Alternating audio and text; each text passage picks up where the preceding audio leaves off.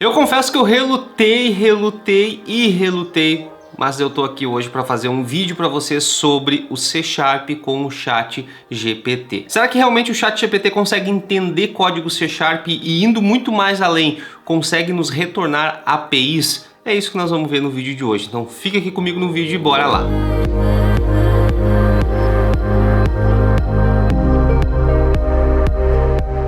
Fala galera, Henrique Giareta por aqui, e no vídeo de hoje a gente vai conversar um pouco sobre o famoso ChatGPT, né, que é aquela inteligência artificial, né, que basicamente foi criada para conversar, né, com programadores, né, para ajudar programadores no seu dia a dia. E basicamente essa inteligência artificial ela foi desenvolvida para ter diálogos, né, por isso o próprio nome de ChatGPT, né. Então a gente pode ter diálogos com essa inteligência artificial e ela vai nos respondendo, né, conforme as perguntas que a gente vai fazendo. E antes da gente ir para a tela do meu computador, eu já quero te pedir para tu te inscrever aqui no canal, porque tu te inscrevendo no canal, tu vai receber conteúdo sempre em primeira mão. Então, clica aqui no botão de inscreva-se, é totalmente gratuito e eu tenho certeza que vai ser muito bom para ti. Muito bem, então galera, já estamos aqui na tela do meu computador e eu já estou aqui com a interface, né, do ChatGPT aberto, onde a gente vai fazer alguns testes. É válido lembrar aqui que até hoje eu gastei talvez 1 hora da minha vida tentando entender um pouco e mexendo. Então tudo que eu tô fazendo aqui também é novo para mim. Então eu quero fazer isso contigo junto,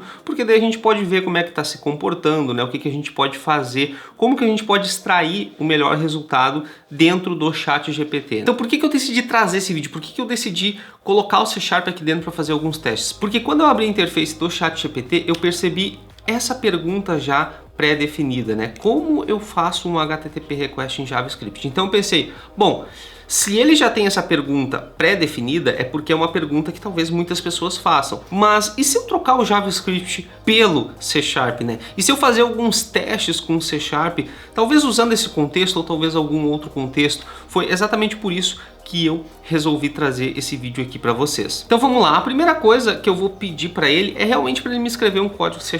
Um código C# simples, talvez, né? Alguma coisa que eu possa perceber que ele realmente entendeu o que eu quero. Então, para começar, vamos pedir para realmente ele nos entregar um código C#. Vamos dar um comando para ele nos retornar um código C#. Então eu vou escrever write a C#. Vamos ver o que ele consegue nos retornar, né? Eu estou pedindo aqui que um código que aceita um GUID, né? Que é um Global Unit Identifier com uma string e retorna um base 64, né? Desse GUID. Vamos ver o que ele consegue fazer aqui para nós. Vamos ver aqui então o que ele nos retornou. Ele criou um código aqui. É um código C# totalmente válido, isso não dá para negar. Se tu pegar esse código e colar dentro da tua aplicação, ele vai funcionar, não vai ter nenhum erro de compilação. Só que tem algumas coisas aqui, uma coisa principalmente que me chamou muita atenção, que é essa parte aqui que ele usou um 2-byte array. Ou seja, ele está alocando espaço na memória heap de uma forma desnecessária, eu diria assim.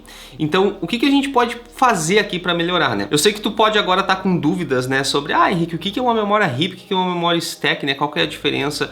E isso é um assunto para um outro vídeo que já está aqui no meu board até para gravar. Então, eu vou gravar esse vídeo para ti também para explicar essa diferença. Então, esse é o primeiro ponto que eu vejo, né, do 2-byte array. E tem uma outra questão também que, se vocês forem olhar aqui, ele utilizou um guide.parse, né? Se vocês forem ver aqui, ó, ele utilizou um guide.parse. O que acontece? Se por um acaso o meu input for inválido, o parse ele vai simplesmente lançar uma exceção para o meu código. E todo mundo sabe que uma exceção não é uma boa coisa, né? Porque ela vai parar totalmente a tua aplicação. Então, o que eu posso fazer aqui de primeira? Eu posso dizer o seguinte, ó, please input. Perfeito, então, galera, ele nos lançou aqui um novo código, ele criou um novo código e realmente está melhor, eu diria, porque o que ele fez? Ele criou um bloco try e um catch, né? Ou seja, se der algum tipo de exceção, a gente consegue pegar a exceção. Claro que seria melhor realmente se a gente pegasse e testasse o input antes, se a gente tivesse alguma serialização de mensagem de erro, né? A gente pudesse retornar uma mensagem, né, já pré-definida, ou algo que auxilie o usuário a saber o que realmente aconteceu com o sistema.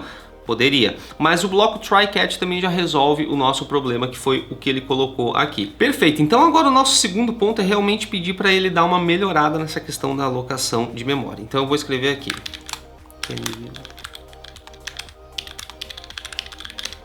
Perfeito, vamos ver o que ele criou aqui para nós. É realmente muito genial isso. Vocês podem ver que ele pegou e criou aqui, ó, ele utilizou, que muito interessante, ele utilizou o convert to base 64 string e ele utilizou aqui, ó, o span do tipo byte, onde ele define aqui o tamanho, né, que ele quer para não ter muita alocação de memória. Perfeito, perfeito. Agora eu vou pedir para ele criar uma outra aplicação simples também, só para que a gente consiga talvez pedir para ele escrever algum teste de unidade, ver como é que ele se comporta nessa questão. Então eu vou escrever assim, ó, write C# method.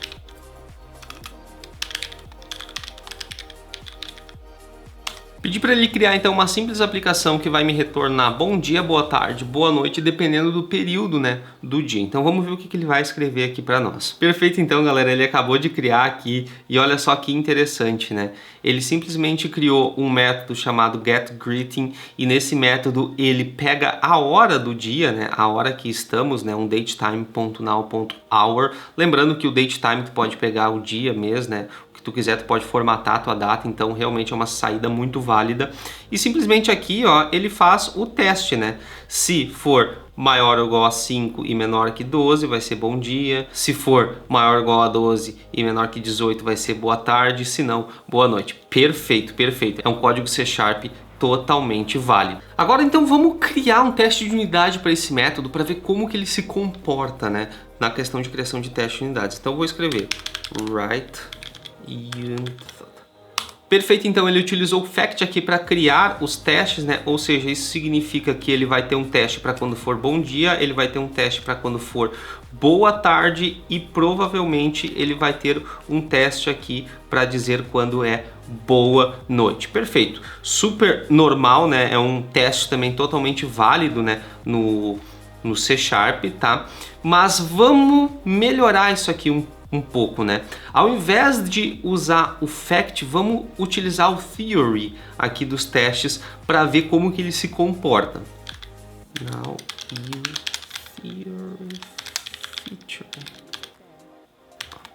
Genial, genial. Se a gente for ver aqui então, ó, ele realmente fez o que eu pedi. Ele criou um theory junto com seus inline datas, ou seja, eu posso ter um input e um output, basicamente, né, dentro de cada inline data. E a diferença de usar o theory para o fact é que eu tenho um teste só para todos as minhas condições, no caso, né? Então vocês viram que antes eu tinha, por exemplo, um fact, né, para bom dia, um fact para boa tarde e um fact para boa noite, né? Então aqui eu tenho um método só, aonde eu tenho meus inline datas aqui, aonde eu tenho um output e um input, e daí ele vai fazer o teste, né? Ou seja, ele pega a data atual, né? Ele seta a hora, né? Seta o time, e depois ele pega aqui o result e ele só faz aqui quando é igual ao resultado esperado, né? Ou seja, o que a gente espera aqui? Se for de X a Y é bom dia,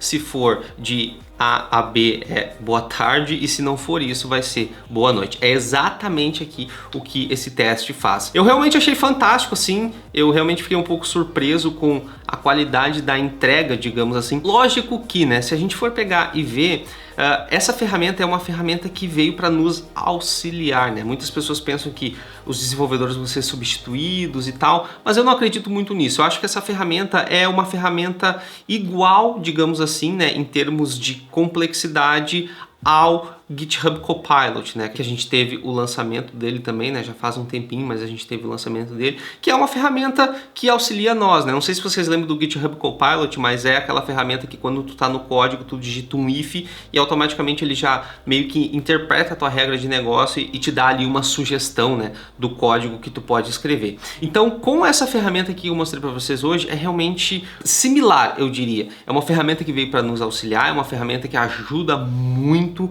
e é uma ferramenta que a gente tem que utilizar ela como base de estudo, como base de conhecimento. Realmente é uma ferramenta extremamente boa, eu fiquei muito surpreso com a qualidade do código, né, que ela entregou. Então no vídeo de hoje eu quis te mostrar isso para que tu consiga entender um pouco melhor, né, como que está funcionando a questão do ChatGPT utilizando o C#.